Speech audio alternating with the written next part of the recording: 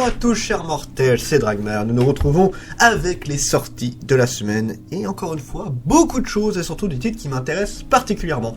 Et on commence avec Arifureta Origin Volume 4, sachant que ça fait un petit moment qu'il n'y avait pas eu de sortie, si je dis pas de bêtises, je regarde vite fait. Le dernier en date, c'était quand même en mars 2020... Non, oui si, mars 2023. Mars 2022, je vais y arriver. Donc ça fait presque un an qu'il n'y a pas eu de suite, et je me dis, je pensais pas que c'était aussi loin. Donc une série que je vous conseille, si vous aimez Arifureta, c'est très sympa comme spin-off. Black Box Volume 6, dernier tome de la série, j'ai pas vu encore celui-là. Blue Giant Supreme, la fin de la suite de Blue Giant, je n'ai jamais regardé. Boken Sonen, rêve d'enfant, en un seul tome, et le dessin m'a dit quelque chose. Dans nos rêves d'enfance, tout était possible, on était invincible, maintenant qu'on a grandi, cet esprit d'aventure doit bien exister encore quelque part au fond de nous. À travers ces 7 petits bijoux tendres et un peu étranges, découvrir l'étendue du talent de Mitsuru Adachi, peintre virtuose de la jeunesse sur laquelle il jette ici un regard en arrière empreint de nostalgie. C'est tellement beau, mais ce sera certainement pas pour moi. Shoujin X Volume 3, j'ai pas vu. Day Dark Volume 4, alors le pire c'est que j'ai le premier tome, je l'ai lu, et j'ai pas été très fan. Je sais pas si les gens ont beaucoup aimé ou ça s'est beaucoup acheté, mais ça m'intéresse pas. Darling the Franxx Volume 6 avec une édition spéciale. L'édition spéciale, c'est un porte-téléphone que j'aimerais beaucoup avoir. Je sais pas si mon libraire arrivera à l'avoir, mais moi j'aimerais beaucoup me l'acheter, j'avoue. J'en discuterai avec lui si c'est possible ou s'il faut que je le commande, mais ça ouais, j'aimerais énormément l'avoir. Dragon Ball Super Volume 19, alors autant j'étais pas trop tenté pendant longtemps sur Dragon Ball Super, et en ce moment, je sais pas, je tombe sur plein d'extraits, ça me donne envie limite de me remettre dedans, faut que je vois. Dr. Faust Volume 2, je n'ai pas vu. Endergeister Volume 1, très classe la couverture. Michael est un exorciste d'Allemagne, réputé enchaînant les missions dans tous les coins du monde à affronter trolls, gobelins, sorcières et autres mystiques. Sa petite faiblesse, un amour débordant pour le cinéma d'action. Quand il est envoyé au Japon, c'est l'occasion rêvée de lui, pour lui de prendre un nouveau pseudonyme, Akira Kurosawa. Seulement, il est encore loin de se douter que cette mission risque de le changer dans tout son être et de le bouleverser le cours du monde. Et le résumé est très sympa pour le coup, ça pourrait vachement me tenter. L'ultime exorciste, j'aime beaucoup, la couverture est très sympa. Fortnite of the Apocalypse Volume 8, jamais vu. Ghost Girl Volume 3, il faut que je continue la série, c'est une excellente série que je vous conseille fortement, par l'auteur de Rosario plus Vampire, très sympa également. Golden Gold Volume 1, couverture atypique pour le coup. Je me demande ce qu'il a fait l'auteur. Ruka est une adolescente sensible qui vit avec sa grand-mère sur Neijima, une petite île de la mer intérieure, touchée par l'exode rural et habitée, selon la légende, par une divinité du bonheur, Fuko no Kami. Un jour, elle découvre une étrange statuette sur la plage, la dépose dans le reposoir d'un temple, elle lui adresse une prière, la statuette prend alors vie sous ses airs ébahis, elle a l'apparence d'un Fuko no Kami. Au fil des jours, le statuette va apporter la prospérité aux habitants qui vont lui vouer un véritable culte. Série 9 tomes, encore en cours. Ça a l'air très particulier, mais je suis curieux. C'est qui fait ça d'ailleurs? Je ne vois pas. Je voulais voir c'était... Ah, c'est le Lézard Noir. C'est toujours le Lézard Noir qui fait des trucs aussi atypiques, mais en tout cas ça me tente beaucoup. Golden Guy Volume 4, jamais vu. Inomaru Somo Volume 28 et dernier tome de la série, j'en ai beaucoup entendu parler mais jamais lu. Itojime My Hero Volume 11, jamais vu. IQ Volume 1 Revival, donc je suppose que c'est une réédition de la série. Loin des stéréotypes du bon en bénitation, Ikkyu Soljun est un personnage haut en couleur qui a réellement existé. Moine zen, fils illégitime d'un empereur, Ikkyu se bat pour le peuple et contre les élites. Dans le Japon du 15e siècle, la corruption fait rage, Ikkyu est révolté. Hisashi Sakaguchi a choisi d'en faire un personnage à dimension universelle, à mi-chemin entre la légende et la réalité. Dans ce volume, le jeune Ikkyu s'oppose à la vénalité et à l'hypocrisie de l'enseignement religieux qui lui est proposé. Il gagne un surnom, Ikkyu l'impertinent. C'est pas mal. En fait, si on me l'offre, je serais très content de le lire, mais à part ça, je me vois mal l'acheter de moi-même. Insomniac Volume 8, une super série que je vous conseille absolument. D'ailleurs, il va y avoir un animé, si je dis pas de bêtises. Katsu volume 1, je n'ai pas vu. Katsu Satoyama, lycéen menant une existence très ordinaire jusqu'à ce qu'il décide de s'inscrire au gymnase de boxe de son quartier. En réalité, c'est pour se rapprocher de sa camarade de classe, Katsuki Mizutani, qu'il a franchi ce pas, mais il ignorait que cette dernière déteste la boxe. Sous cet air un peu mystérieux, Katsuki s'avère être une cogneuse redoutable, et Katsuki fait tout ce qu'il peut pour éviter que la jeune fille découvre son secret. Puis un jour, par un malheureux concours de circonstances, les voilà qui se retrouvent face à face sur un ring. Intriguant, mais bon, je ne sais pas si je le lirai. L'homme qui démaquilla, volume 3. J'ai pas vu. Les enfants d'Hippocrate, volume 6, il faudrait que je regarde à l'occasion cette série-là. Les saisons d'Ogishima, volume 2, jamais vu. Lone Wolf et Club, volume 6, pas vu. Ma revenante bien aimée, alors ça je suis très curieux parce que je suis un grand fan de The Grudge, The Ring, enfin tous les trucs liés à ça.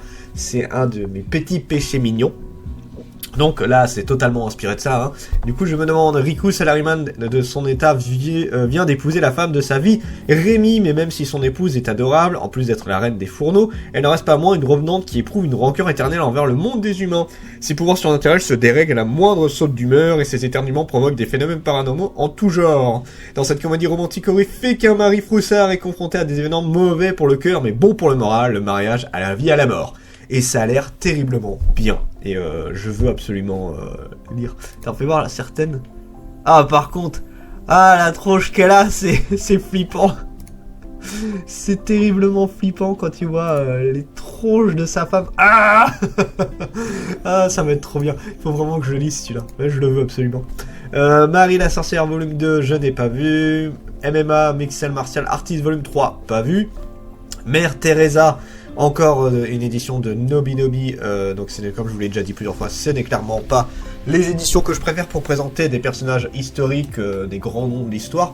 Y en a qui se débrouillent beaucoup mieux là-dessus, même si c'est pas très souvent, mais bon, ils sont en train de tous les faire.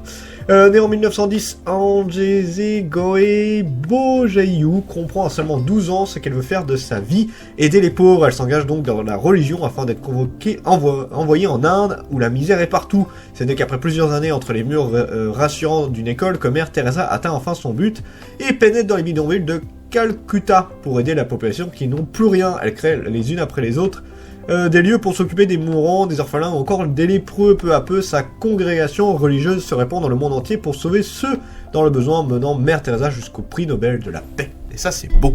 Mais encore une fois, je ne suis pas sûr que ce soit l'édition qui va la mettre la plus en valeur et je trouve ça dommage. Nekogahara volume 4, et si je dis pas de bêtises, c'est l'auteur de Shaman King, si je ne dis pas de bêtises. Mais je sais pas, j'ai pas été attiré vers celui-là. Parasite Reversible volume 8, je n'ai pas vu. Pilote Sacrifié volume 4, je n'ai pas vu, mais ça me tenterait pour l'occasion. Princesse Détective volume 15, je n'ai pas vu. Promesse en rose volume 7, pas vu. Reality Quest, qui est un webtoon à mon avis, ouais, vu la tronche, c'est un webtoon. Passionné de jeux vidéo, Su Yen Kim déteste l'école. Il faut dire que le jeune homme, le geek de service un peu faible dont tout le monde se moque, harcelé par des grosses brutes, il rêve jusqu'à ce que sa vie ressemble au jeu RPG auquel il joue, jusqu'au jour où son rêve est miraculeusement exaucé, c'est un isekai. Une invitation à une quête apparaît devant ses yeux, dans la vie réelle n'ayant rien à perdre, il tente sa chance, et une quête en entraîne une autre au fur et à mesure que les enjeux augmentent, que les récompenses s'accroissent. Su Yuan engrange les pouvoirs et devient surpuissant. Peu à peu, il passe de loser à celui de leader et de véritable héros de l'école. Mais jusqu'où ira-t-il? Et surtout, qu'est-ce qu'il risque s'il ne peut plus continuer? Bon, j'avoue, c'est intriguant, mais je ne suis pas un fan des webtoons. Rhine, volume 38, jamais lu, mais j'aimerais bien les lire. Réimpression, volume 10, volume 7.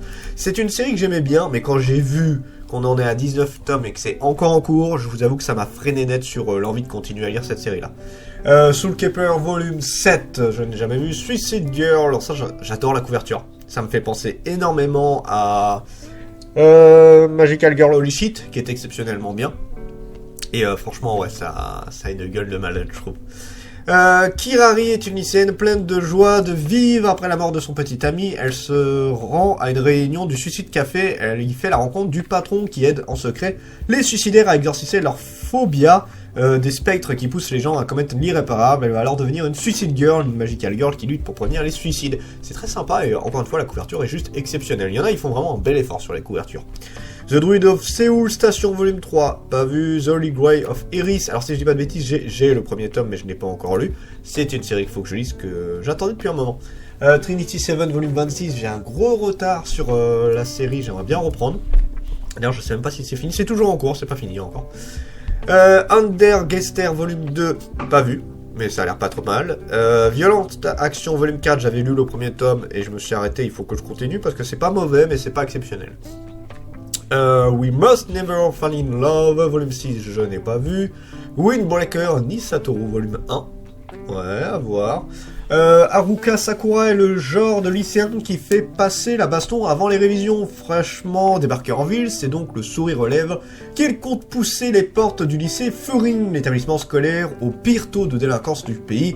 Les intentions de Haruka sont claires, se mesurer au meilleur bagarreur de ce bahut et devenir le meilleur de tous, mais entre-temps il se retrouve mêlé à une altercation avec une bande de brutes dans un des quartiers de la ville. Avant d'être sauvé in extremis par des élèves de son lycée, Haruka réalise alors à quel genre de phénomène il risque d'avoir affaire. Ok. On a le deuxième tome, bon, c'est pas vraiment le manga qui m'intéresse le plus. Yakuza Réincarnation volume 8, c'est une série qui est pas mal, je sais pas quoi, c'est toujours en cours. Faut que je continue petit à petit. Your Evil Past, tiens, j'avais pas vu ça. Ouais, ça a l'air sympa. À voir pour celui-là. Épouse-moi Atsumori volume 5, eh ben, c'est une série que je suis, qui est très cool. Et je suis au 4ème tome, donc je continuerai à acheter la série, c'est très sympa. Golden Kamuy volume 27, c'est une série exceptionnelle, mais malheureusement j'ai mis en pause pour l'instant. Terminé en 31 tomes, ça y est, c'est bientôt fini. Série extrêmement longue, mais il faut que je la continue parce que je pense que je la relirai du début. C'est juste excellent, je vous la conseille fortement. King of Hand volume 15, c'est pareil, c'est une série que j'avais beaucoup aimée, que j'ai mis en pause pour l'instant. Et qu'on verra bien quand est-ce que je continue. La danse du soleil et de la lune, super bien. Allez-y, c'est sans hésitation, c'est par l'auteur... Oh, j'ai perdu le nom, le pire c'est que j'arrête pas de vous en parler à chaque fois de ce titre-là. C'est Kasane, c'est l'auteur de Kasane, et qui vraiment, c'est une super série, et là, la suite est excellente. Enfin, la suite. L'autre série de l'auteur est tout aussi bien. La sorcière du château du charbon, je n'ai pas vu, mais on en a dit beaucoup de bien. Le clan des Poé. Couverture assez intrigante pour le coup. 1744, quelque part en Angleterre, Edgar et Maribel, enfants illégitimes d'un aristocrate, sont abandonnés au fond des bois. Ils sont alors recueillis par la mystérieuse Anna Poe, mais cette dernière, issue d'un clan nimbé de mystère, cache un secret. Quelques années plus tard, le jeune Edgar découvre ce dernier. Le clan des Poe, dont fait partie sa mère adoptive, est constitué de Vampanella, des êtres immortels qui se nourrissent de sang des humains, des vampires. Dès lors, les vies d'Edgar et de sa sœur seront bouleversées à jamais. Suivez à travers différentes époques le destin tortueux d'Edgar Vampanella, bloqué dans son corps d'enfant. D'accord, original. Let's Play volume 2, c'est un webtoon, ça ne m'intéresse pas. Mon petit ami Genderlest, je n'ai pas vu. Outsider, je ne sais pas si je vais le regarder. J'avoue que les couvertures sont très belles. À voir. Soon of Life, volume 3, je n'ai pas vu. Soon of My Soul, volume 3, pas vu. Utsubora, volume 2, dernier tome, pas vu. Azure, volume 2, pas vu. Et ils vont dire, il a rien vu celui-là. Si, j'en ai vu, mais j'avoue que j'achète beaucoup moins de trucs qu'avant. Et aussi, là en ce moment, il y a des trucs qui m'intéressent pas forcément. Garden, Furaya, Usamaru, volume 1. Très, très joli, ça fait un peu l'Eden pour le coup. En un tome. Ah bah, je pense que c'est ça. Après le manga culte Palais-Poli, Garden, explorer le côté sombre d'Usamaru Furaya dans cette histoire hors norme et sans concession. 7 jardins à découvrir, du jardin des délices de Jérôme Bosch au jardin des enfers, dans ce recueil de nouvelles qui furent prépubliés en 1993 jusqu'en 2000 dans les magazines Comics QD, manga érotique et Garo, sensation forte garantie. L'origine de la nudité, fellation angélique, est-ce un rêve, la machine qui venait de la mer, le livre de la lune, au revoir avec un sourire, et Michan. Vas-y donc, ça a l'air très particulier, mais pourquoi pas en vrai, ça me tente bien. Genesis, volume 6, cette série-là, si vous avez aimé Cage of Eden, allez-y, c'est juste trop bien. Et j'attends la suite avec impatience. Imagination, volume 1, belle couverture pour le coup, je sais pas si c'est un Imagination, non, c'est du graphics. Quand Asaku était enfant, il gardait un secret, il était amoureux de son ami Maika, mais Maika a déménagé avant qu'il n'ait pu rassembler son courage et lui a avoué. Aujourd'hui adultes, ils ont repris contact en tant qu'amis et le fait d'être ensemble fait ressurgir les souvenirs de leur passé commun. Pourquoi pas, ça peut être intéressant. Kageki Shugo, volume 2, je n'ai pas vu. Le cadavre vivant, alors ça j'étais très curieux de voir c'était quoi le résumé. C'est un seul tome. Un homme se réveille sur une plage, il se souvient rien, mais une odeur nauséabonde lui rappelle que son corps est en décomposition. Après avoir été arrêté par la police, il est emmené à l'hôpital et des chercheurs lui font subir toutes sortes de traitements pour ralentir la pourriture qui le ronge. Dans l'espoir de découvrir son identité et de guérir de sa putréfaction, il endure les douleurs les plus atroces, mais un jour il abandonne tout espoir et fuit de l'hôpital. Saura-t-il trouver les réponses à ces questions? Hidesho Ino nous transporte dans ce nouveau récit d'épouvante où l'on pourrait presque sentir l'odeur de ce cadavre ambulant. Un tome, mais ça a l'air plutôt pas trop mal. Mission Yo Sakura Family Volume 12. Ok. Pas vu. Mitsuboshi Color. En vrai, je suis curieux pour ce titre-là. Il faudrait que je regarde à l'occasion. Je suis intrigué par ce titre. On verra bien. New Normal, alors ça aussi pareil, j'étais un petit peu intrigué parce que c'est le genre de manga, je pense que ça peut me plaire. Dans un futur proche, après une pandémie dévastatrice, l'humanité tout entière est contrainte de porter quotidiennement un masque, voire le bas du visage d'autrui est devenu une chose tellement rare que ce dernier fait l'objet de fantasmes. Les distanciations sociales sont telles que la vie d'avant que l'on peut voir entre autres dans les films semble totalement irréelle. Ata, un jeune lycéen, va un jour apercevoir malencontreusement la bouche de sa camarade Natsuki. Ces derniers qui éprouvent une certaine fascination pour le monde d'avant va se rapprocher de Ata pour s'ouvrir sa curiosité. Et bah franchement ça m'intéresse énormément. Je suis très curieux de voir ça. Oneira volume 3, j'avais pas trop accroché à cette série là. Oneimo, ben non, c'est que des trucs bien gore là en ce moment.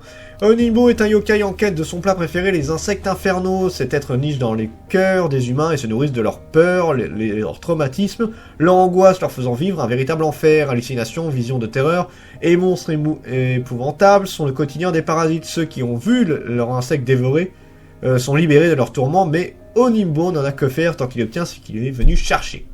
Ok, pourquoi pas. Rokutsuko, le tournoi des 6 royaumes, volume 3. Pas vu. The Far West Incident, volume 2. Ça, je suis curieux de le lire quand même. Togenenki, la légende du sang maudit, volume 8. Une série qu'il faut que je vois. Enfin, que je suis curieux dessus. Welcome to the Ballroom, volume 5. Et c'est tout pour cette semaine. Et ça fait beaucoup de choses. Fatigué à force d'enchaîner. Donc voilà, pas mal de choses intéressantes. Sur ce, c'était Dragmar, je vous dis à la prochaine, chers mortels.